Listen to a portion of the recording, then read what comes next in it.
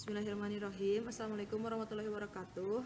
Selamat datang di praktikum modul 8 praktikum terintegrasi mengenai pengendalian kualitas.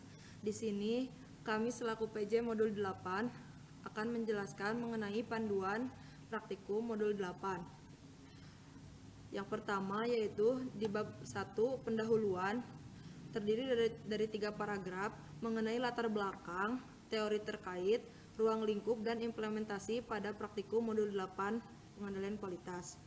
Bab 2 pengumpulan data dan pengolahan data. 2.1 pengumpulan data. Uraian mengenai data-data yang dikumpulkan pada modul 8 pengendalian kualitas. Data yang digunakan adalah data di stasiun kerja, pemeriksaan, dan gudang bahan jadi. Subbab 2.1.1 mengenai spesifikasi produk. Uraian mengenai spesifikasi produk meliputi nama produk, bahan baku yang digunakan, ukuran produk, komponen produk, serta gambar 2 dimensi dan 3 dimensi produk. Subbab 2.1.2 karakteristik kualitas produk dan komponen. Berisi mengenai karakteristik kualitas komponen dan produk jadi yang meliputi standar kualitas produk dan komponen. Subbab 2.1.3 deskripsi produk dan komponen. Berisi mengenai seluruh komponen penyusun produk, bahan baku yang digunakan, proses produksi secara umum. Subbab 2.1.4 checksheet data. Uraian mengenai checksheet data yang digunakan. Subbab 2.1.4.1 checksheet data variabel. Uraian mengenai data variabel dari hasil pemeriksaan komponen pada saat proses produksi. Subbab 2.1.4.2 checksheet data atribut. Uraian mengenai data-data atribut dari hasil pemeriksaan komponen dan pemeriksaan produk, mobil truk tangki, mobil truk kontainer, dan komponen jadi pada saat proses produksi. 2.2 pengolahan data. Uraian mengenai pengolahan data yang dilakukan secara umum. 2.2.1 menentukan prioritas masalah. Uraikan prioritas masalah dalam penyelesaian produk cacat untuk setiap produk, mobil truk tangki, mobil truk kontainer, dan komponen yang telah ditentukan. 2.2.1.1 stratifikasi masalah. Uraikan stratifikasi masalah berdasarkan checksheet data atribut produk dan komponen. 2.2.1.2 histogram. Uraikan pengolahan data dengan histogram berdasarkan checksheet data atribut produk dan komponen. 2.2.1.3 diagram Pareto. Uraikan pengolahan data dengan diagram Pareto berdasarkan checksheet data atribut produk dan komponen. 2.2.1.4 peta kendali. Uraikan mengenai peta kendali yang digunakan dalam pengolahan data dilakukan untuk setiap dimensi pada komponen. A. Karakteristik kualitas variabel. Yang pertama yaitu dibuat peta kendali R, yang kedua peta kendali X, yang ketiga kapabilitas proses untuk dimensi dari setiap produk, yang keempat yaitu presentase produk cacat. B. Karakteristik kualitas atribut. Terdiri dari komponen dan produk. Dibuat peta kendali NP dan peta kendali C. 2.2.2 mencari sebab-sebab masalah. Uraikan berbagai kemungkinan yang diduga menjadi penyebab besarnya kecacatan. Dalam hal ini menggunakan alat bantu dari Seven Tools, yaitu diagram sebab akibat atau fishbone. 2.2.3 perancangan usulan perbaikan pengendalian kualitas pada produk mainan mobil truk tangki, mobil truk kontainer dengan metode APMEA. Uraian mengenai metode APMEA dan input yang digunakan untuk pembuatan APMEA, yaitu menentukan potensial failure mode, menentukan potensial effect of failure, menentukan tingkat severity, menentukan potensial causes, menentukan occurrence, menentukan likelihood of detection, menentukan risk priority detection. 2.2.4 usulan perbaikan menggunakan pendekatan 5W plus 1H. Usulan perbaikan berdasarkan hasil dari analisa APMEA. 2.2.5 hasil perhitungan software Minitab. Uraian mengenai software Minitab serta cantumkan gambar hasil perhitungan dengan menggunakan software Minitab. Bab 3 Analisis. Lakukan analisis berdasarkan hasil dari pengolahan data yang telah dilakukan. 3.1 Analisis prioritas masalah yang terdiri dari hasil stratifikasi sampai dengan peta kendali. 3.2 Analisis penyebab masalah, yaitu menganalisis dari diagram sebab akibat atau fishbone. 3.3 Analisis usulan perbaikan, yaitu menganalisis dari hasil FMEA dan usulan perbaikan menggunakan pendekatan 5W+1H. Bab 4 Kesimpulan. Pada kesimpulan, seperti biasa dibuat dulu prolog, lalu poin-poin kesimpulan yang diperoleh dari hasil pengolahan data dan analisis yang dilakukan. Selanjutnya, pada lampiran, yaitu terdiri dari lembar asistensi, flowchart, set data variabel, dan atribut. Contoh checkset data variabel. Data didapat dari set data stasiun kerja pemeriksaan. Terdapat 2 checkset untuk data variabel ini, yang terdiri dari 2 komponen. Di sini contohnya yaitu untuk komponen tangki dengan karakteristik kualitas yaitu panjang, tinggi, dan lebar. Selanjutnya yaitu contoh checkset data atribut. Data didapat dari dataset stasiun kerja gudang barang jadi. Untuk data checkset atribut terdapat 4 checkset yang terdiri dari checkset produk mobil truk tangki, mobil truk kontainer, dan 2 komponen yang telah ditentukan untuk masing-masing kelompok. Contoh dari data checkset atribut ini nanti di jumlah ketidaksesuaian, total ketidaksesuaian, jumlah kecatatan per lotnya itu kosong. Yang ada itu hanya jenis ketidaksesuaian. Nanti jumlah ketidaksesuaian diisi berdasarkan jenis ketidaksesuaiannya. Di sini kan untuk pemeriksaan 1, produk 1, jenis ketidaksesuaiannya A sama C. Berarti jumlah ketidaksesuaiannya itu 2. Sedangkan di pemeriksaan untuk pemeriksaan 1 nomor produk 4, jenis ketidaksesuaiannya itu ada A, C, dan D. Berarti jumlah ketidaksesuaiannya 3 karena ada 3. Untuk total ketidaksesuaian didapat dari hasil jumlah ketidaksesuaian dijumlahkan per pemeriksaan. Untuk jumlah kecacatan per lot didapat dari jumlah ketidaksesuaian juga, tetapi dilihat dari pemeriksaannya apakah itu tuh ada yang tidak cacat atau enggak gitu. Kan ini tuh di pemeriksaan 1 itu semuanya cacat ya. Kalau kita lihat di pemeriksaan keempat, di produk ke-16 itu ada yang tidak cacat, berarti jumlah kecacatan per lotnya itu ada 4. Contoh perhitungan pengolahan data 2.2.1 Menentukan prioritas masalah. Uraikan mengenai prioritas masalah dilakukan untuk produk dan komponen. 2.2.1.1 Stratifikasi masalah. Jangan lupa buat dulu prolog sebelum membuat tabel. Untuk tabel stratifikasi masalah ini dilihat kan ada jenis kecacatan A, B, C, dan D. Dilihatnya itu dari data atribut.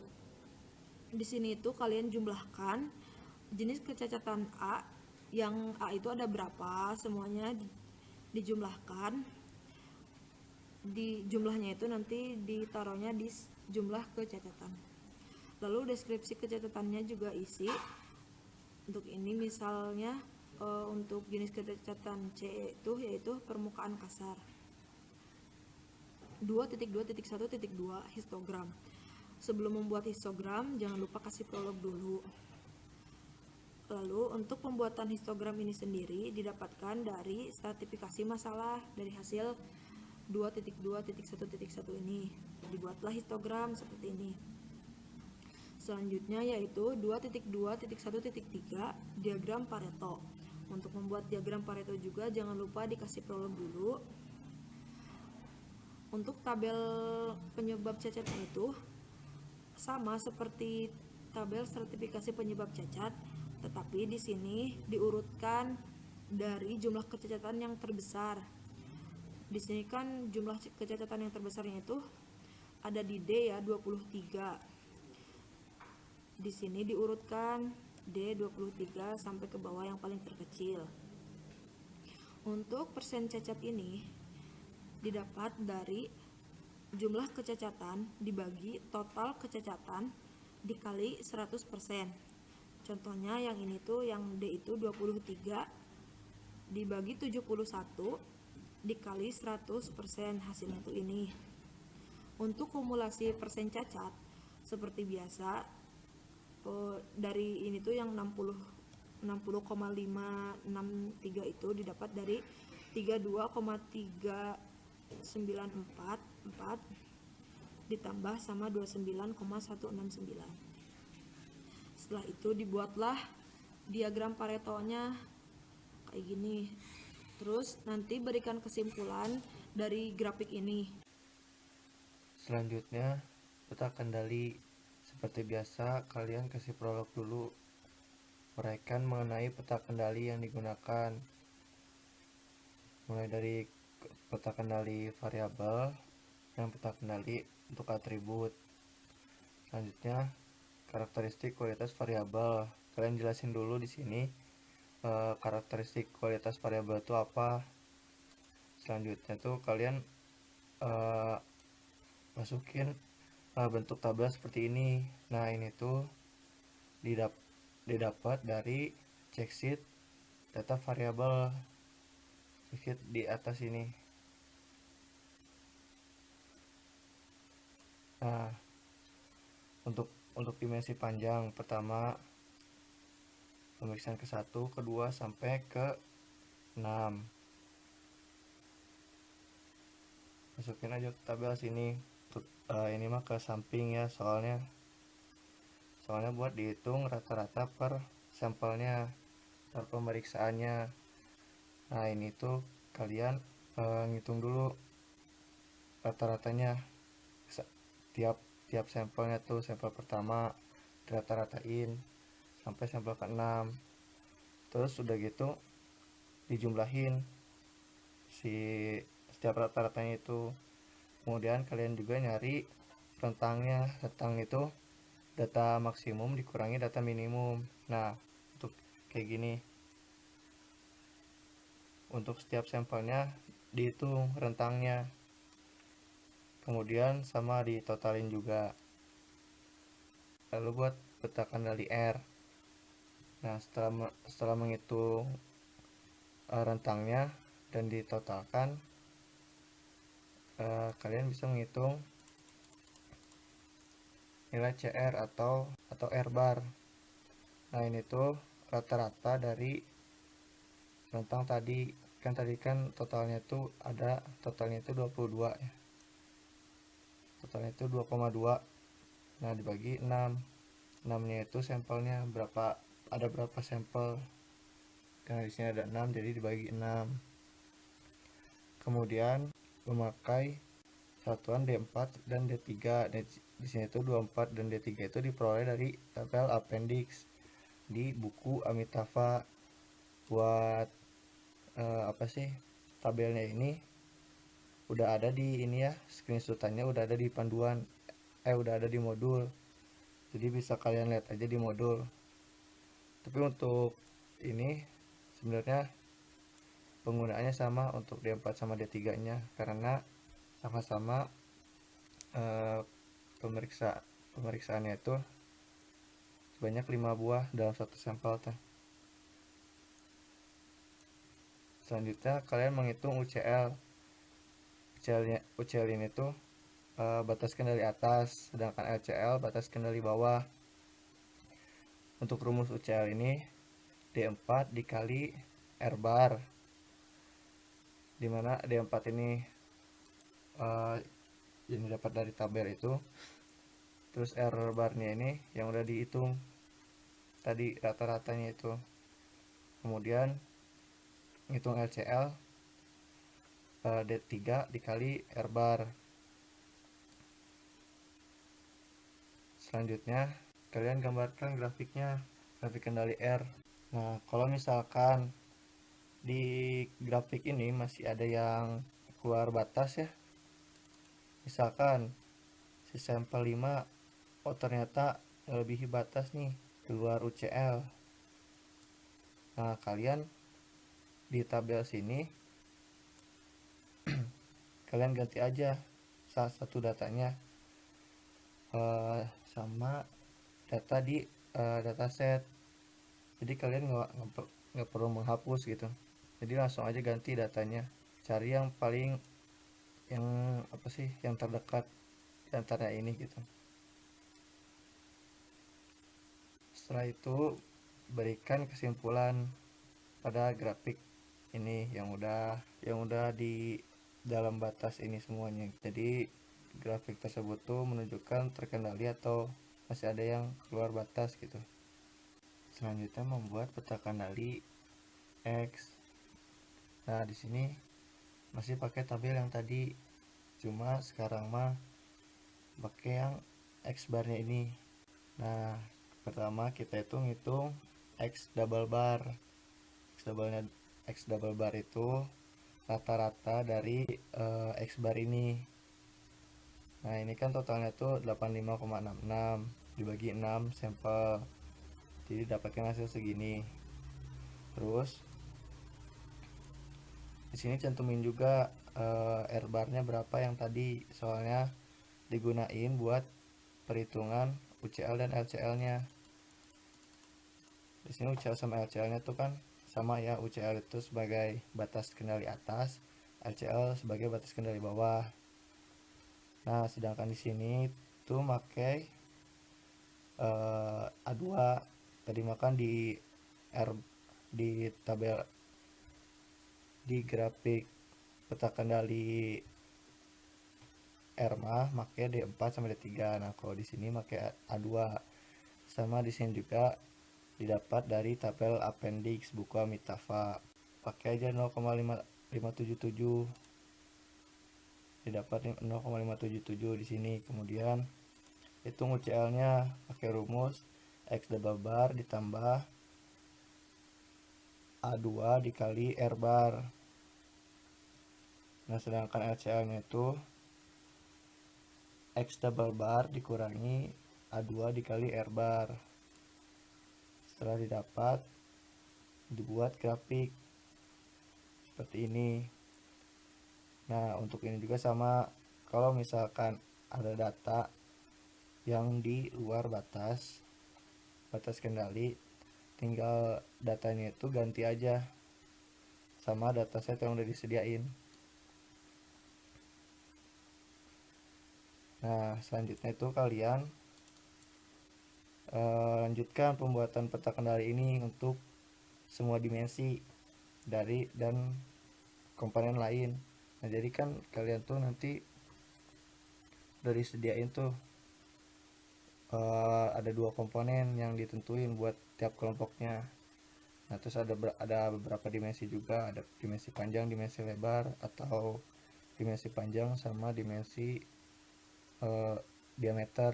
Nah, itu kalian hitung untuk dimensi panjang, misalkan dimensi panjang komponen landasan depan, terus dimensi lebar komponen landasan depan gitu. Terus hitung juga komponen lain.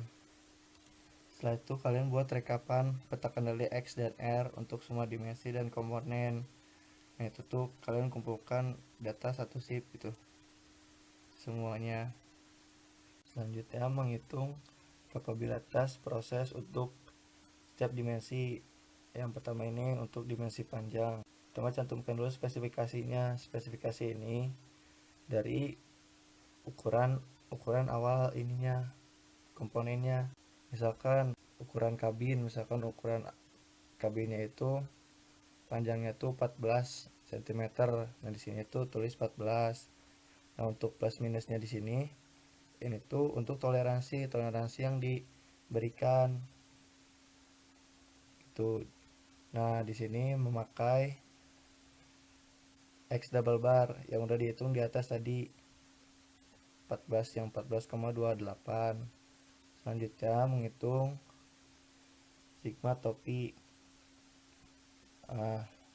Sigma topi ini rumusnya eh, R bar dibagi D2. R bar ini yang udah dihitung tadi di atas tuh 0,37. Nah, terus sedangkan D2 ini didapat dari tabel appendix juga. Untuk pengerjaan di sini disamakan saja 2,326. Dapatkan hasil segini. Nah, untuk menghitung CPU dan CPL menggunakan rumus USL min X double bar dibagi 3 kali sigma. Nah, USL di sini tuh dari spesifikasi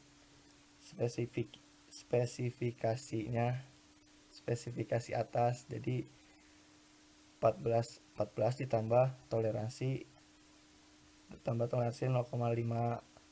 Terus untuk LSL nya 14 dikurangi 0,5. Masukin aja rumusnya ke sini. Nah, untuk sigmanya ini pakai yang hasil perhitungan di sini yang udah dihitung di atas itu 0,159. Nah, sudah hitung CPU sama CPL nya dikali CPK, dicari CPK nya. CPK nya itu yang nilai yang terkecil dari CPU atau CPL. Nah, setelah ditentukan nilai CPK nya, menghitung CP ini rumusnya USL dikurangi LSL dibagi 6 kali sigma.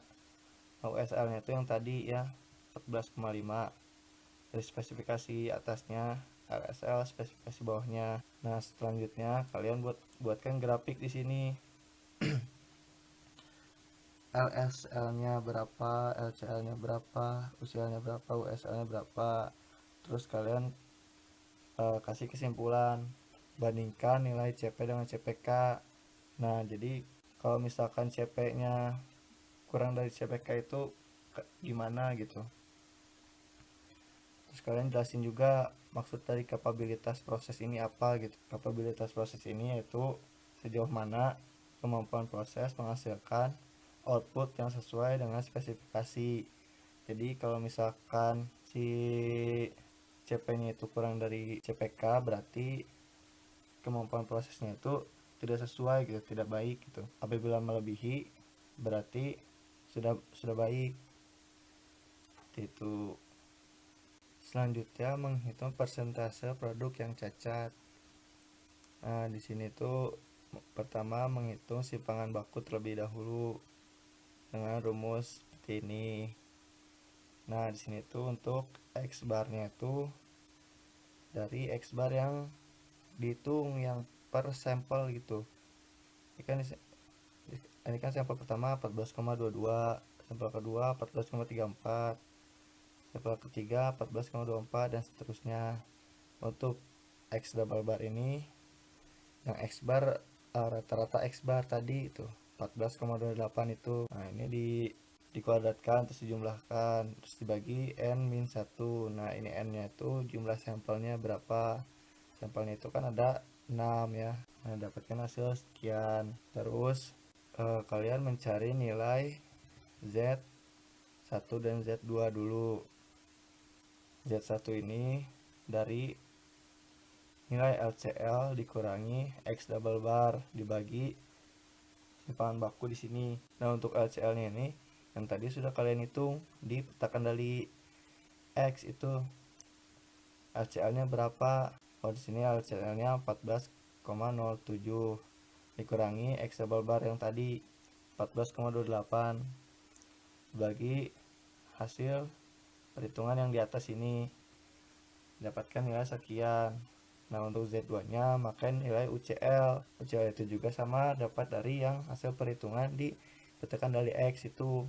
Terus kalian kalian cari nilai Z nya, kalian nyari ininya di Excel. Tinggal kalian langsung ini aja ketik sama dengan nom sdis gitu, nyari apa sih kayak distribusi normalnya gitu. Nanti masukin aja nilai Z nya, nanti bakal keluar.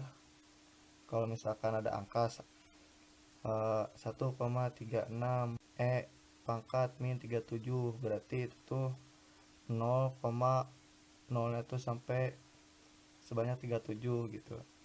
Jadi itu anggap aja 0. Kalau misalkan di sini untuk yang ini 0,99, berapa gitu, masukin aja 99 atau 1 tuh. Terus kemudian untuk spesifikasinya sama, sedangkan ini mah pakai nilai Z-nya itu makanya nilai LSL sama USL. LSL sama USL ini yang tadi di atas tuh yang spesifikasi. Nah, yang sini. Nah, yang ini ya. Dari spesifikasi tersebut. Terus dikurangi X double bar yang tadi 14,28 ini sebagai bahan bakunya. Kalian sama juga nyari distribusi normalnya di sini.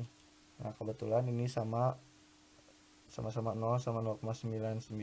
Nah, jadi di sini untuk nyari presentasi produk cacatnya tuh untuk LCL UCL nya tuh kalian cari aja selisihnya di antara dua ini gitu. Terus dikalikan 100%.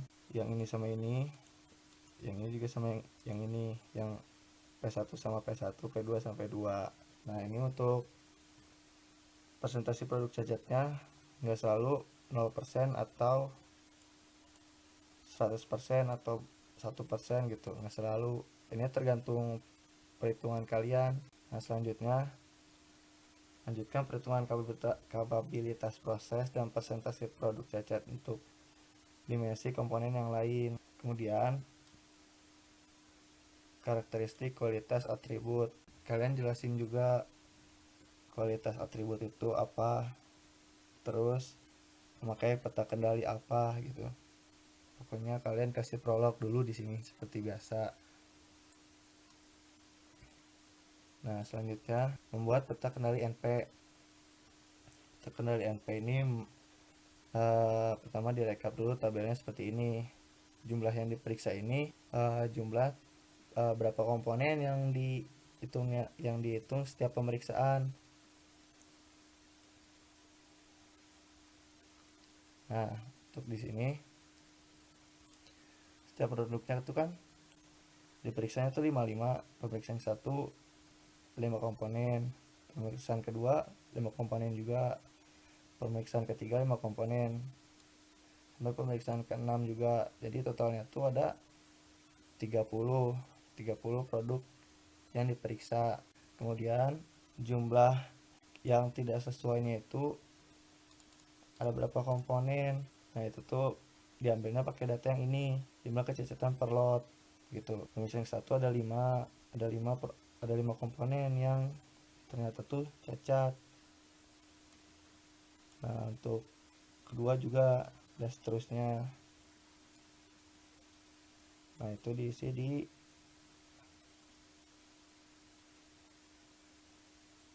jumlah item yang tidak sesuai. Terus kalian totalkan jumlah yang diperiksa sama jumlah item yang tidak sesuai. Setelah itu kalian menghitung NP bar atau CL di sini. Nah, itu rumusnya jumlah yang ditolak atau yang tidak sesuai dibagi jumlah pemeriksaan.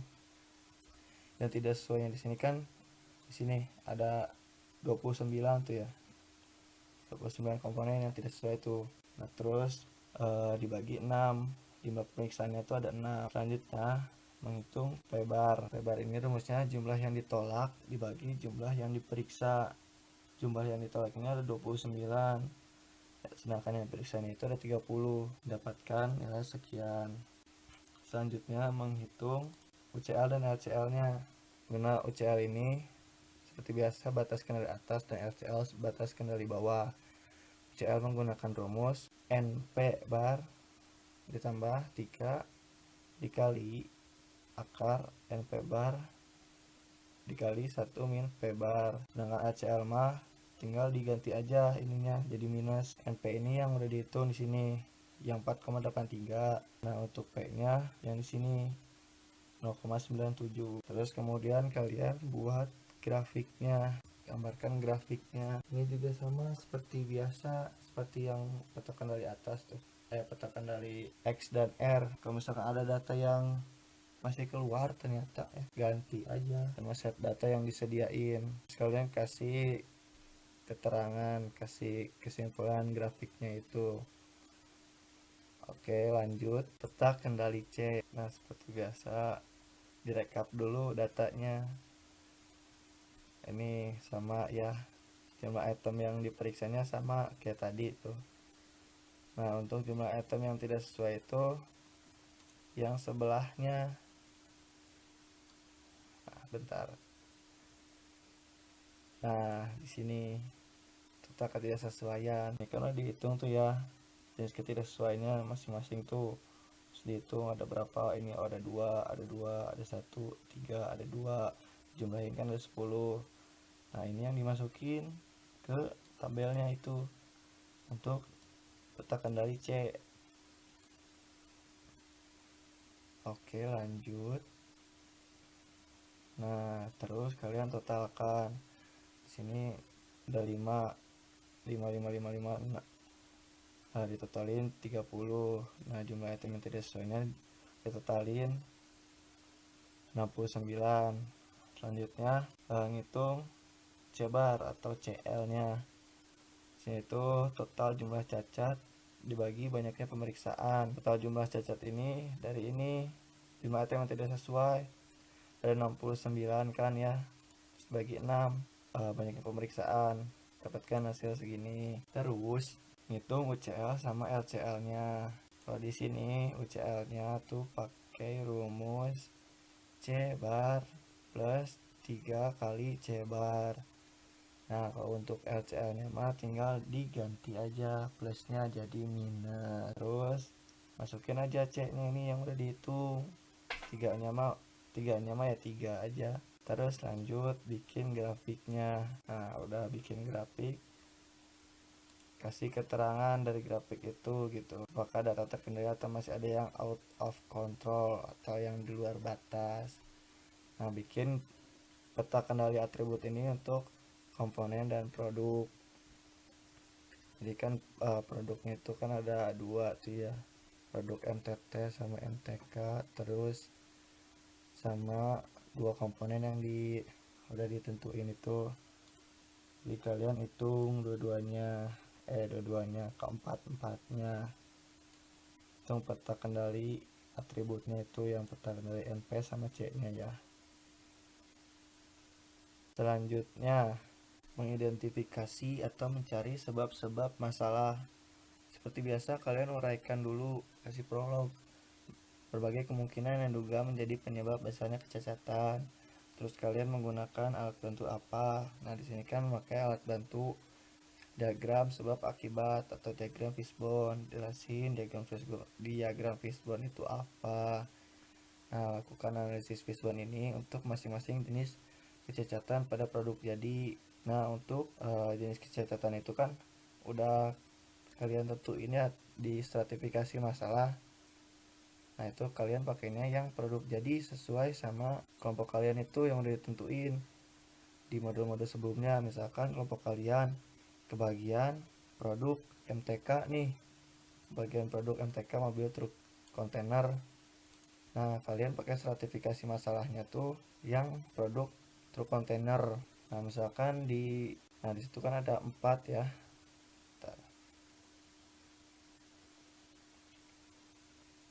Nah, di sini tuh kan ada 4 jenis kecacatan. Ada A, B, C, D. Nah, ini tuh si masing-masing ini tuh yang jadi main case-nya, yang di kepala ikannya itu, yang paling kanan itu. Nah, misalkan di sini itu kan permukaan kasar.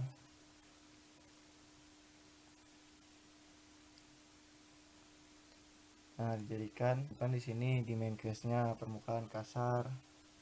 Nah, terus ini faktor-faktornya yang dapat mempengaruhi. Misalkan di sini ada manusia, bahan atau material, mesin, metode, dan lingkungan. Nah, di sini ada sebab-sebabnya. Sebab utama, misalkan di sini operator kurang mahir. Secondary case-nya di sini yang masuk ke sini. Nah, itu tuh bisa aja operator kurang mahir tuh karena kurangnya pelatihan di sini tuh seperti itu. Nah itu ini tuh berdasarkan asumsi kalian masing-masing. Nah diusahakan setiap faktornya di sini tuh, setiap faktor yang ada di sini tuh jangan cuma satu atau dua itu, kalau bisa cantumin banyak gitu ya. Yang selanjutnya tuh kalian buat fishbone untuk 4 deskripsi kecacatannya. Ini kan pertama tuh kan satu udah misalkan permukaan kasar. Nah 3 lagi itu yang tadi A, B sama D nya itu.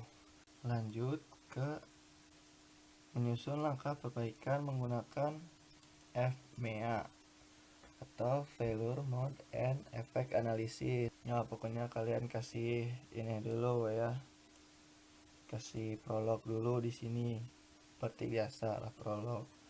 Terus kalian menentukan tingkat keseriusan akibat yang terjadi atau severity. Terus menentukan tingkat kemungkinan terjadinya kegagalan atau occurrence. Nah, si severity occurrence ini tuh didapat dari tabel yang ada di modul nih yang di sini. Nah, contohnya ini. Bukan contohnya, emang ini tabelnya. Nah, itu kan ada rating score-nya tuh. Nah, penentuannya tuh dari sini, severity, occurrence, dan detection. Gitu. Ini tuh sesuai dengan untuk severity dan detection itu sesuai dengan asumsi kalian. Kemudian kalau untuk occurrence ini misalkan pada apa sih namanya itu jenis kecacatan permukaan halus tuh permukaan kasar kan tadi tuh kan di stratifikasi masalah tuh ada 18 buah. Nih, di sini kita lihat dulu. Nah jumlah kecatatannya itu ada 18 si permukaan kasar tuh. Nah selanjutnya hitung dulu rasio kecacatannya dibandingkan sama berapa banyak komponen yang diperiksa. Nah ini kan disini kan ada 30 komponen, bandingkan 18 banding 30. Terus untuk potensial failure mode-nya permukaan kasar. Nah ini itu potensial efeknya itu untuk misalkan operator kurang mahir yang tadi di diagram fishbone itu. Selanjutnya presentasi kontribusi kecacatan ini ditentukan oleh kalian, jadi ini mah bebas terserah kalian mau berapa persen juga. Nah ini selanjutnya kontribusi kecacatan yang 18 tadi itu dikalikan presentasi kontribusi kecacatan 10%. Nah dapatkan hasil segini ya, dibulatin aja misalkan 1,8 buatin jadi 2. Terus kemudian rasio kontribusi kecacatan itu 2 banding 30 yang tadi itu berapa banyak komponen yang diperiksa, dapatkan 1 banding 15. Terus dilihat deh di sininya 1 banding 15 tuh di mana?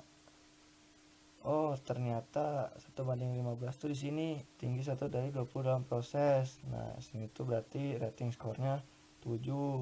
Kalau misalkan 1 banding 7 misalkan, berarti maksudnya di sini misalkan 1 banding 50 atau 1 banding 60 masuknya di sini gitu di rating skor 6 seperti itu.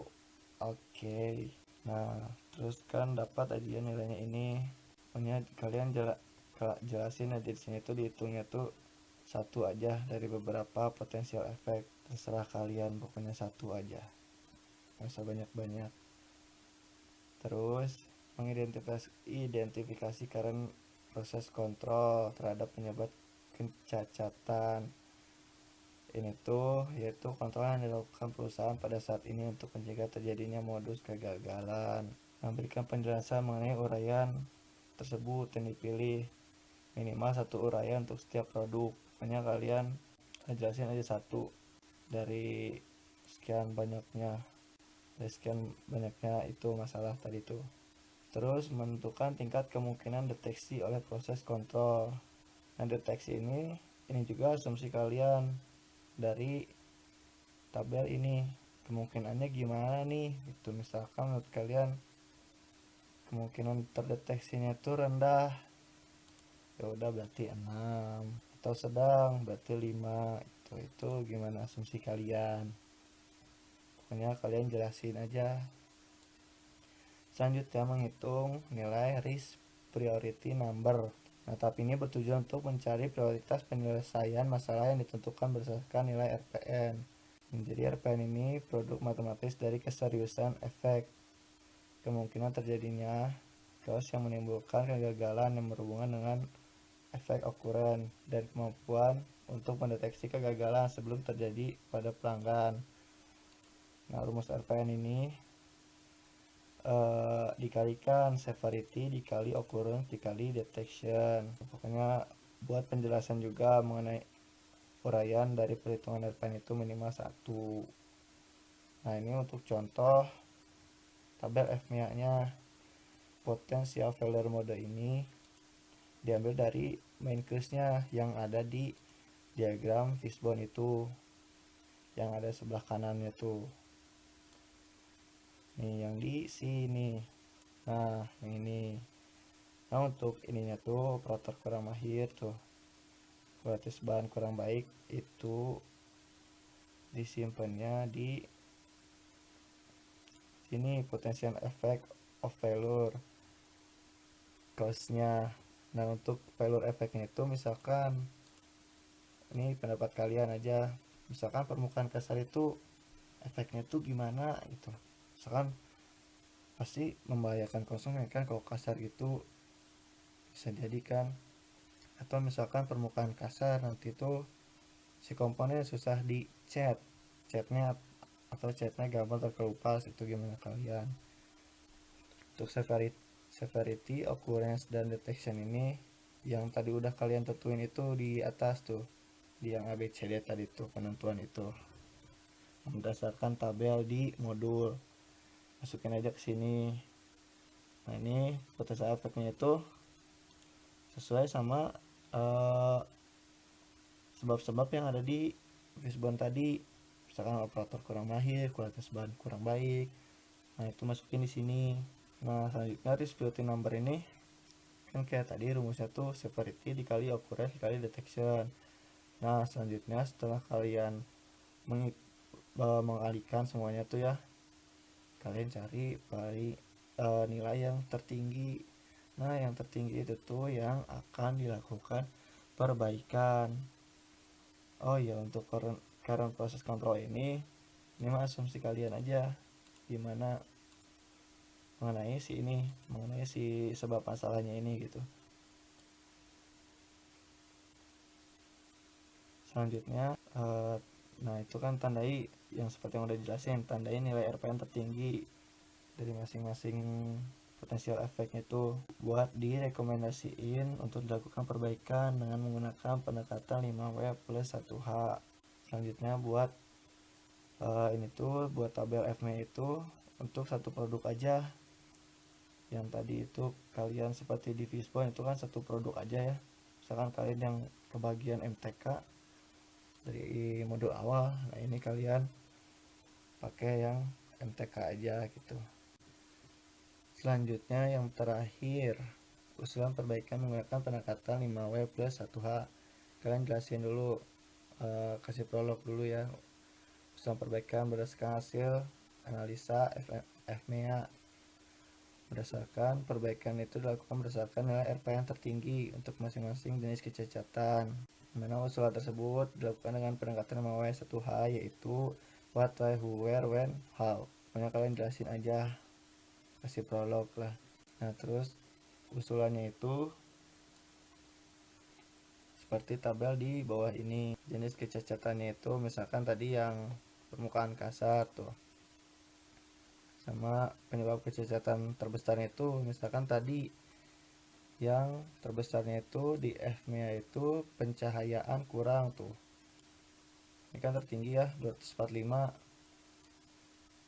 Nah, terus kalian kasih eh, perbaikan. Misalkan di sini what itu ide perbaikannya, usulan perbaikannya itu harus apa yang dilakukan, why mengapa perlu dilakukan perbaikan, who siapa yang melakukan perbaikan, where lokasi perbaikan di mana gitu, lokasi perbaikannya, when waktu perbaikan, kapan dilakukannya perbaikan, terus how langkah perbaikan.